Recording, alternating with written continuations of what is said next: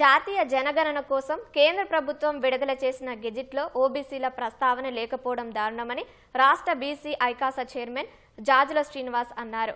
BJP జనగణనలో కులగణన చేపడతామని చెప్పి ఇప్పుడు మాట మార్చడం సరికాదన్నారు.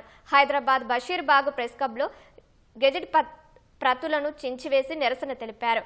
జాతీయ కులగణన అనంతరం 33% మహిళా రిజర్వేషన్ల బిల్లు అమలు, నియోజకవర్గాల పునర్విభజన చేపట్టనున్నారని తెలిపారు. బీసీల లెక్కలు తెలియకపోతే మహిళా బిల్లులో బీసీ మహిళల సబ్ కోటా ఎలా కల్పిస్తారని ప్రశ్నించారు. ఆ విషయంలో ఓబీసీ కేంద్ర మంత్రులు నోరు విప్పాలని డిమాండ్ చేశారు. కేంద్ర హోంమంత్రిత్వ శాఖ విడుదల చేసినటువంటి ఈ గెజిట్ నోటిఫికేషన్ లో ఇంటి ఓనరు ఈ ఇల్లు ఎస్సీదా లేదా ఇతరుదా అంటే మరి ఓబీసీలది ఏమైంది? ఇక్కడ ఈ ఇల్లు ఓనరు ఎస్సీదా ఎస్టీదా ఓబీసీదా అనేది కూడా పెట్టాలి కదా. ఓబీసీ కాలం ఏది? కేంద్ర ప్రభుత్వం ఇండ్లు లెక్కింపు పెట్టినప్పుడే ఓబీసీల ఇండ్లు లెక్క పెట్టినప్పుడు రేపు రెండో ఫేజులో ఇవాళ మీరు ఓబీసీలది కులగణన చేస్తారని మా బీసీ సమాజానికి నమ్మకమైంది. కులగణన లేకపోవడం మూలంగా ఓబీసీలకు చారిత్రాత్మకంగా అన్యాయం జరుగుతుంది.